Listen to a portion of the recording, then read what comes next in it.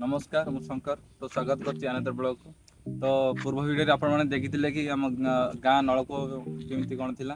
तो वर्तमान देखिए चलतु आम गाँ बंध केमती अच्छे चलन देखिए।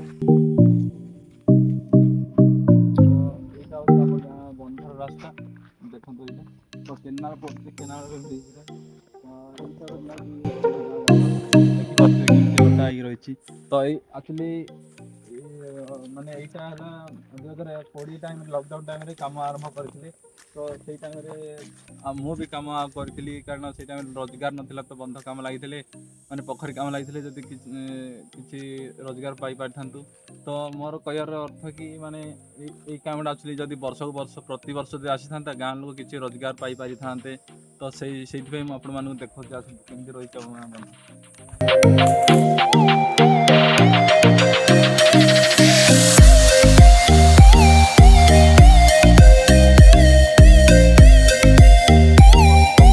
थरे मात्र काम होता 2020 रे तापर काम होनी किंतु माने पैसा आसूची कि न आसूची तो आम भी जानु जे कंट्राक्ट करुच्ची माने कंट्राक्टिंग काम करे से तो जानी कि से आउ किसी ध्यान भी दिएनी।